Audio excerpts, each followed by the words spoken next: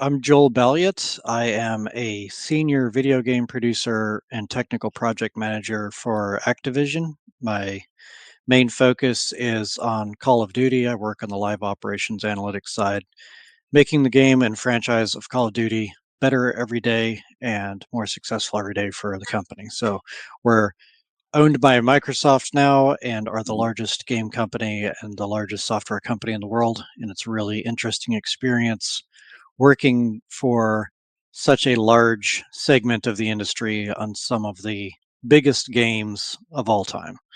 Yeah. So Call of Duty just passed its 20th year, it's our 20-year anniversary. And so it's a very mature franchise and a very exciting product to be working on. And then on the side, I mentor people who are new to the industry. I mentor new indie studios, people who are trying to get going and get their foot in the door of the industry, both as individuals or as studios. And I really enjoy helping guide products and people to be a better version of themselves, which is Okay. one of the reasons I'm good at my job and one of the reasons I spend so much time mentoring people who are, still trying to figure it out or still trying to get off the ground. Right.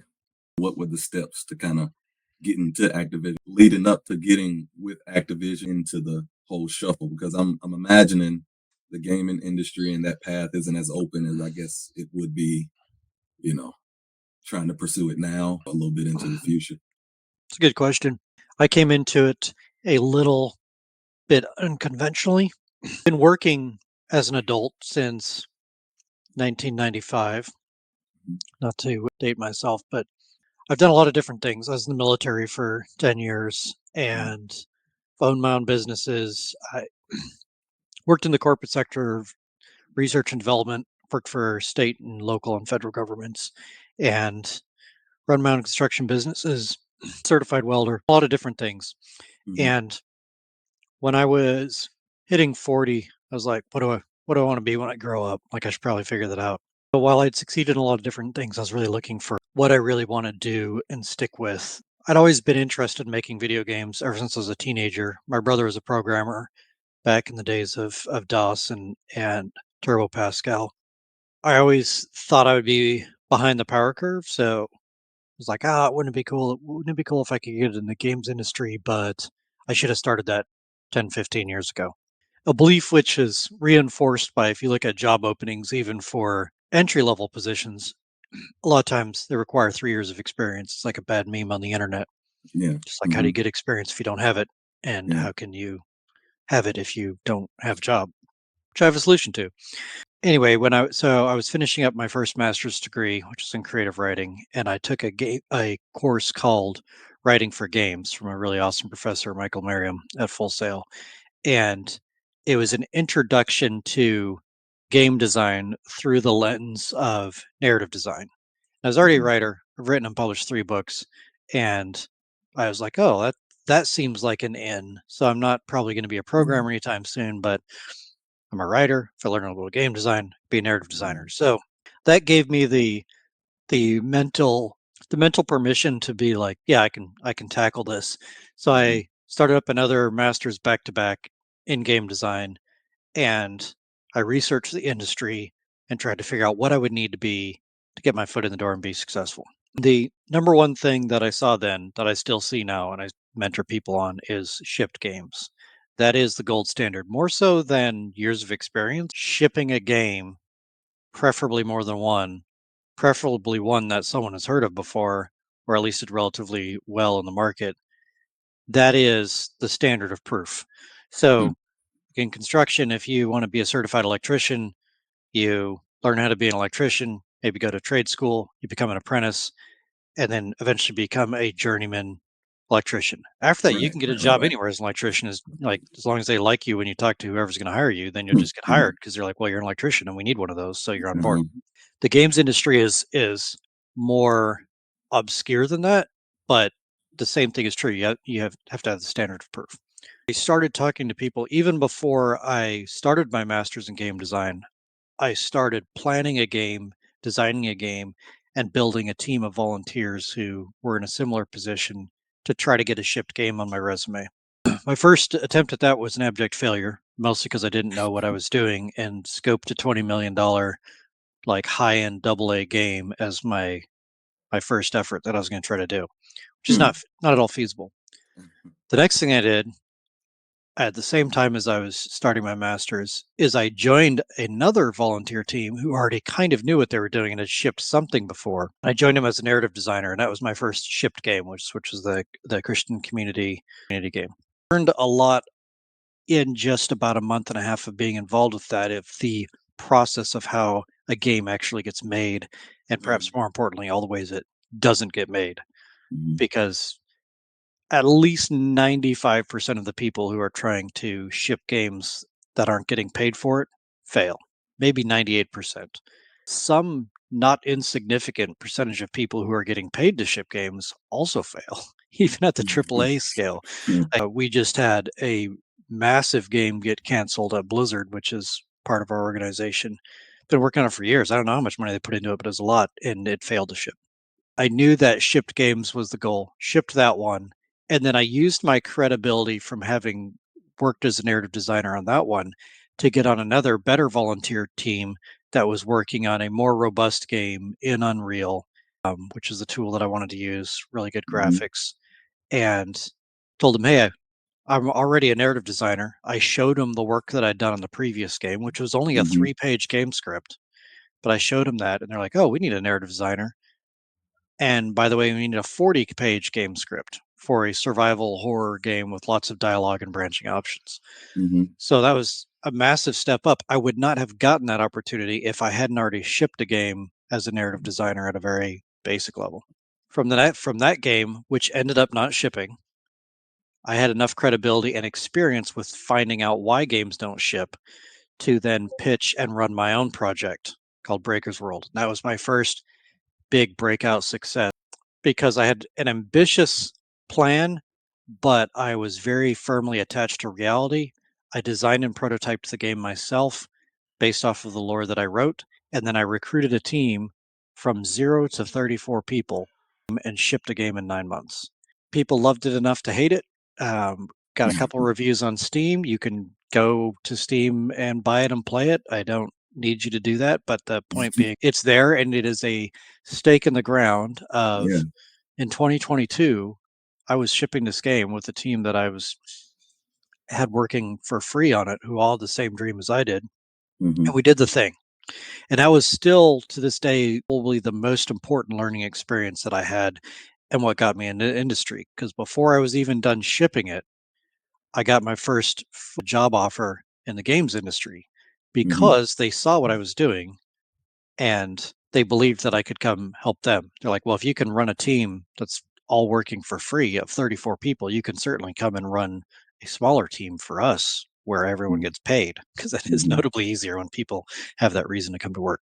While I was working at that company, that was a smaller mobile startup company, but while I was working there, I got spotted by an Activision contract recruiter, and again, they said, "Okay, well, you've got these benchmarks of credibility. We would like you to do that for us."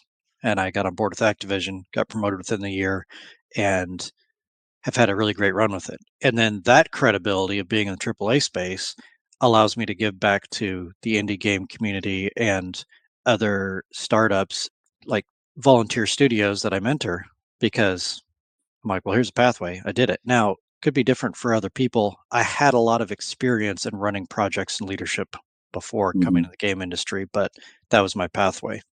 The the thing that I always tell people and distill from that chain of experiences is what I call the 3 C's. It's capability, credibility, and compatibility. So, capability being have a skill set that is relevant to the gaming industry that people need to make games, whatever that skill set is, and then demonstrate that skill set with part of a team. That's the Mhm. credibility part. Show that you, like I did when I did the 3-page game script, I showed that I could apply that skill set as part of a game that was shipping. And then I showed it Mhm. again. And then I Mhm. showed it again. And I broadened my skill set. I became a producer from narrative design by virtue of I was able to run a team and a project very effectively. And so then I was a game producer. but I would not have had the opportunity to discover that I was good at running technical projects as a game producer unless I was already working with a team. So and then compatibility is, can you work specifically with the team that's thinking about hiring you, or to rewind a little bit, the one that's thinking about letting you be involved in their project. Because there's an opportunity cost. If you see people making a cool game or a game that looks like it might be cool, or at least is a game and you've never worked on a game before, you're like, hey, I want to come help you make this game. You will be one of many who's contacting them, being like, I want to make games. Can I make games with you? So you have to have the capability of something they need, the credibility of having done it in some way before, and that is proportional to whatever opportunity they're considering you for. If it's two people, one is an artist and one is a programmer or developer, and they're like, we want to make a game, we have nobody else on the team. Well, if you have any amount of skill and experience on things like narrative design or community management or animation, it's easy. You're just like, hey, I want to do what you're doing. I have a complementary skill set. Let's go. However well that goes, then you use that experience to get you your next one. So the three C's are what it takes to get a job. I have seen people get jobs in the industry without a degree. I've seen lots of people with a degree who don't get a job in the industry. And the delineation is those three things. Can you do the job? Have you done it before with another team? And do we feel like you're going to do well at that job with us? Like, do we want to work with you? Lots of Hmm. talented people that you don't want to work with. And there's lots of people that you might want to work with who aren't talented. You need it to be both. And then the Right. credibility is the de-risker of bringing you on board. So Hmm. it's true for free teams. It is especially true if you want somebody to pay you to do it. And going back to kind of the start of what we were talking about, in the industry right now, it is especially true. It's been a very tough 2 years. I think we've had something like 35,000 layoffs total. We had 1,900 Activision Blizzard in January, big reduction in force after the Microsoft acquisition. And what that means is there's a lot of people who have the three C's, and it's very easy to see that they have them. There's a lot of them on the market, Hmm. and doesn't mean that you can't get hired if you've never worked anywhere before, but your odds are incredibly low. I think the market will restabilize. I think there'll be some adjustments with things like generative AI.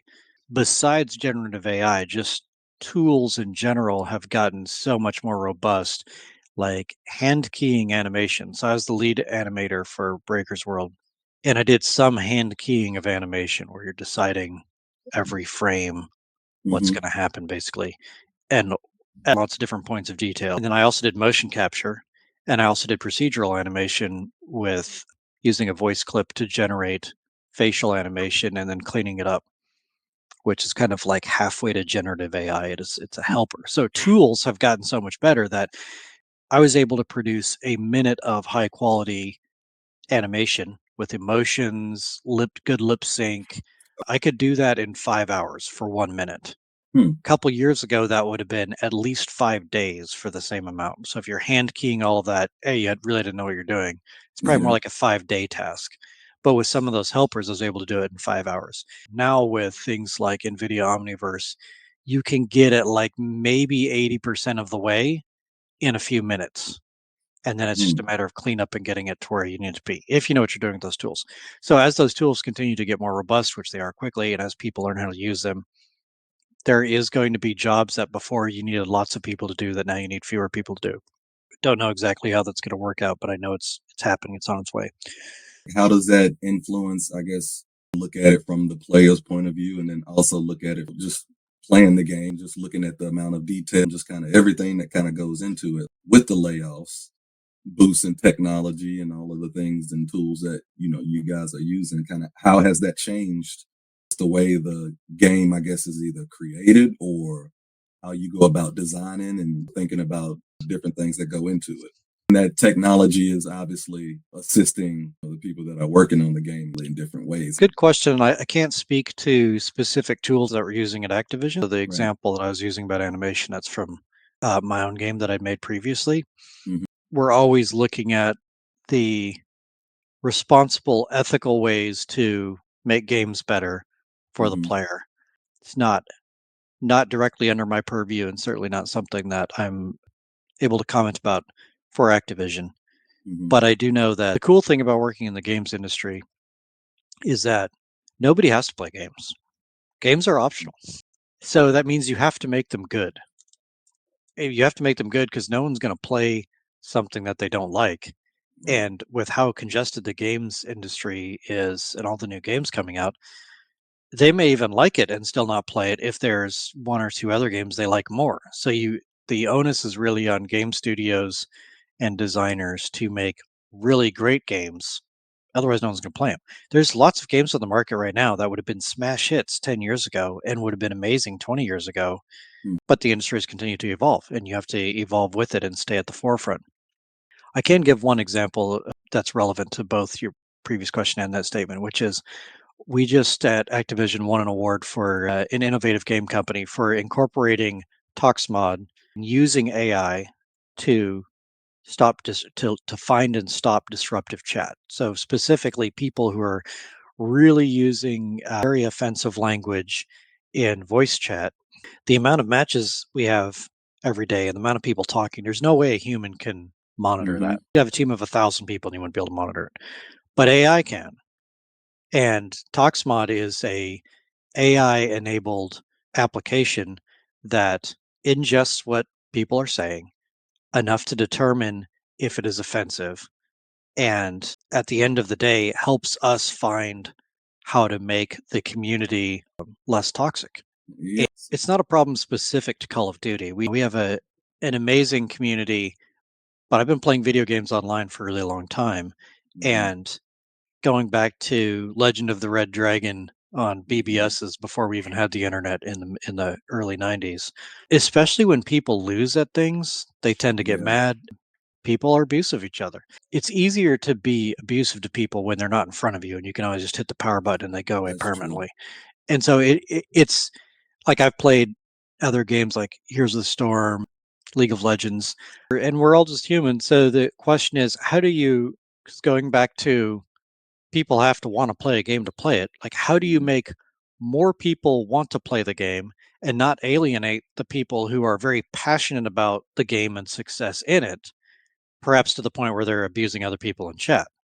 Mhm. And what we've discovered, and as an example of how things are trending in a great direction in the gaming space, including the use of AI, is how do we identify that people are over the top and then encourage them to change without ruining their play experience?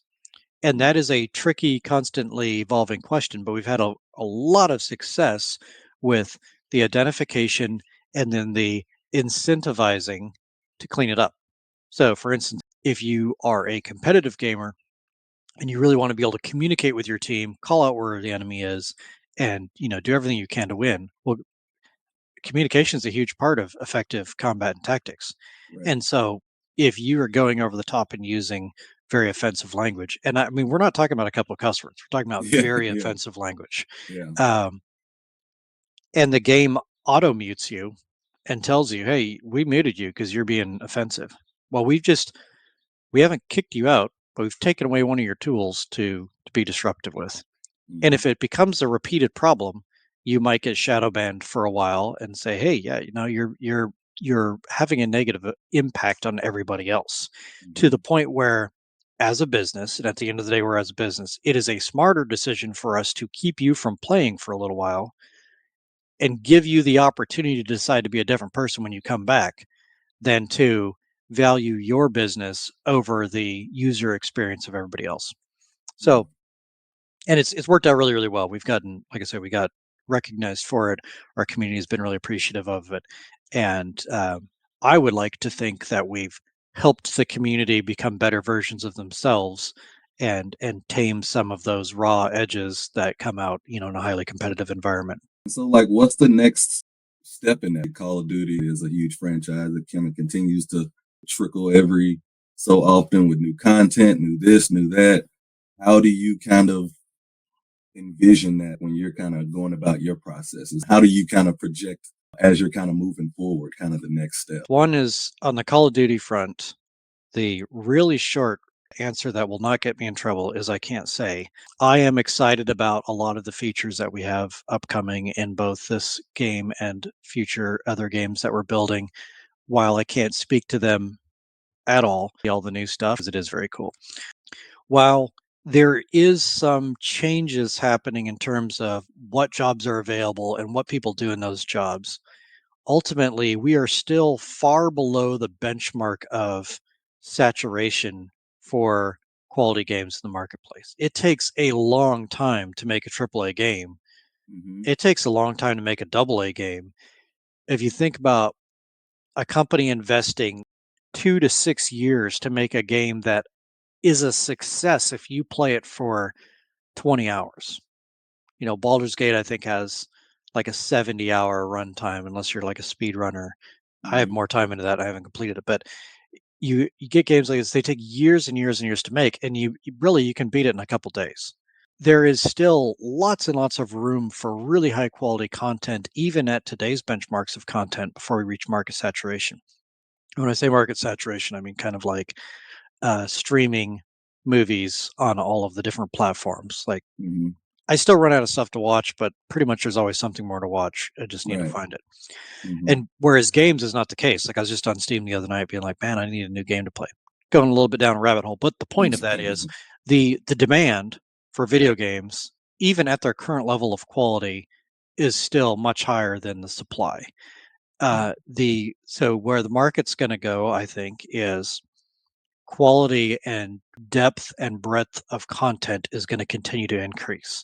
So a Mhm. game that costs you $70 or in the near future, I would imagine games might be $100, but you're not getting 20 to 40 hours of content. You're getting 200 to 400 hours of content of it. That's a tremendous deal. That's a great deal for Mhm. $100. I mean, I go spend Mhm. $100 to go to the theater with my wife. So games will get bigger, and because of the tools, there there's only so big and great you can make a game if the tools don't improve. Because adding more people, there's only so many people you can add to a project.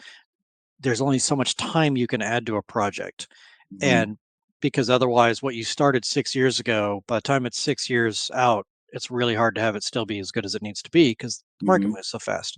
Right. Conversely, if you have 20,000 people making a game, probably never get made because that is a really large team to try to manage. And it's very, very complex. So there, you get to the point of diminishing returns and adding more people because making games is very, very complex.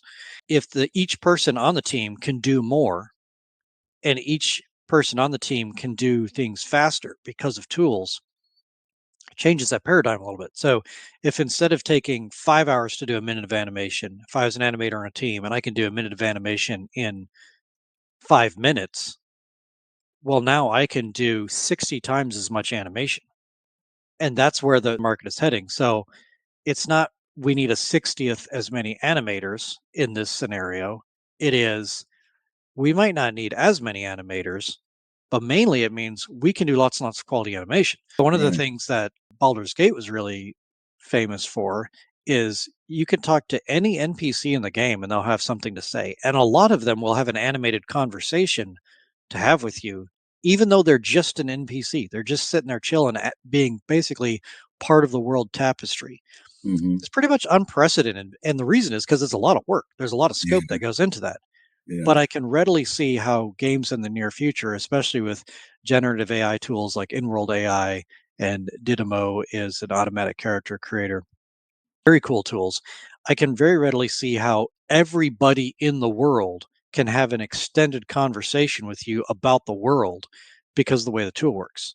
With Mm. procedural animation, so they're also animated. That's incredible, and it's right around the corner. So I think we'll see a lot more stuff like that of bigger, more expansive, more detailed worlds without hitting those invisible guardrails that have been there historically in games because of scope. Right. So if you think about a game that you've played where you're running around, it's a pretty cool world, and then you literally just hit an invisible wall, and you're like, oh, I guess I can't go that way because the game doesn't go any farther that way. We accept that in video games. Sometimes that's a really harsh way to have it, but it's still Yeah. real. Other times, you go to a door and the door, you can see a door's there, but you can't do anything Uh-huh. with it. You can't break it down. You can't unlock it. Well, that's because there's nothing behind there. That's where the Yeah. game Yeah. ends. Uh-huh. But now we're getting to the point where we can start getting past that and make real worlds where you're not hitting stuff like that.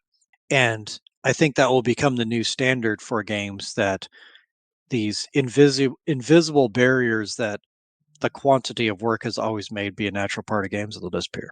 And that should lead to more quality game, more quality people to choose from for these different industries to kind of take in, these different companies to take in for their particular games. Yeah, evolution is the right term here, because what we're seeing right now, we had all these layoffs. A lot of this is companies that are very, from my perspective, two different kinds. One is smaller studios who tried to make it and didn't, which Hmm. that's a risk of the industry.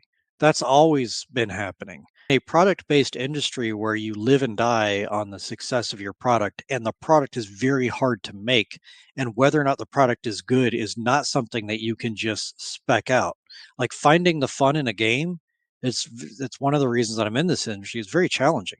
So you Hmm. can have a team, if you think about it like building a car, you could have a team that's completely capable of building a car, and they build a car that functions well. And then someone comes to drive it and they're like, oh, it's just not fun. And they go get a different car. And then you got 50 of those cars sitting on the used market, and now no one wants one. And you're like, what the heck? They Yeah. didn't fail to make a car. They just didn't quite make one as good as the other cars available. And since Hmm. video games are a lot easier to switch than cars, people just go and switch the one they want to try. That's part of it. Studios trying and failing, and that's a natural part of the industry. It's a natural part of the creative process. There's lots and lots of movies that fail. There's lots of TV shows that fail. Games are no different. They just take a long time to make and are very expensive to make, very nuanced. The other thing is large companies, you get vertical integration where this company buys this one, buys this one, buys this one, buys this one. This Hmm. has been happening now for a while. At Hmm. some point, people in that vertical integration hate to and won't say that people are redundant, because people are not redundant. But going back to the car analogy, if you have one person to put four tires on a car, maybe you need more. If you have 18 people to put tires on a car, they're probably getting in their way. And it's an oversimplification, but the point being, if you have 15 car companies that all get bought by one car company, there's inevitably going to be, in some instances, cases where it's not in the business's best interest to have all of the people doing all the things. Without saying one way or the other whether or not I think that that is the way things should be, I can very confidently say it is the way that they are right now in the market. So with the vertical integration, you have this kind of sorting of people out of the system. And that's one of the things that we've been seeing now. Another exacerbating factor is that the economy changed and rates went really high up. Hmm. So that speaks to the availability of capital. When you're investing tens and hundreds of millions of dollars in making a game, especially as a startup studio that doesn't have franchises paying the bills, Hmm. you have to get that money from somewhere, and the somewhere that you have to get it from will charge you more money for it if general interest rates are higher, and they went up a lot. So to get the same operating capital to run the same studio that it was 3 years ago is a lot harder now. It's just more expensive and more difficult, and investors are making different bets in the market. Without going off on a huge macroeconomics tangent, their macroeconomics greatly affected this. Hmm. Lots of studios doing everything right, getting the project made, needed to get more money and just can't get it the way they used to get it because the Hmm. market's changed. What this leads to is evolution. You have lots and lots of talented people on the market. You have Hmm. lots of games that still need to get made, and you have smart people who are willing to invest in it. What that causes is new studios. So with the vertical integration, to make that not as be as much of a thing, and then things morph and change, and now we get a bunch more studios. I'm really Hmm. encouraged to see all kinds of cool startups happening. A lot of people are taking their experience from large companies, and they're starting new companies, some of Hmm. which will succeed and some of which will not. And that's how the industry goes. Because of the new tools coming out, it allows all of those companies to make even cooler games than they were making 5 years ago.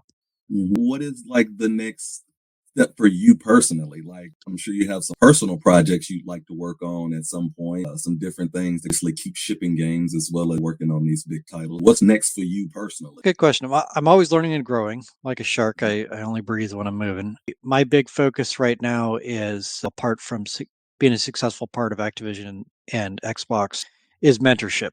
So I want to give back to the community, want to help other people succeed. It costs me nothing but time to help other people, and so I do a lot of that, and Mhm. do a lot one-on-one. I do it with studios. I want to help other people succeed, and that's the next step for me is being a force multiplier and a positive impact across the industry. How would you like people to reach out to you? How do you see the outreach as far as what you're going to be doing? What does that look like for you coming down the road? LinkedIn's a great way to get in touch with me. I Mhm. accept pretty much all connection requests people send me, and I'm very responsive to messages. Just hit me up on LinkedIn, and if you're interested in mentorship or interested in getting advice, send me a message. I will reply when I can, and definitely look forward to talking to people. Look forward to talking to people, and if you're someone who's trying to get into the game industry, the thing I would leave you with is do the job till you get the job. Find a team, work with them, be shipping a game. If you do that, you will eventually be in the industry.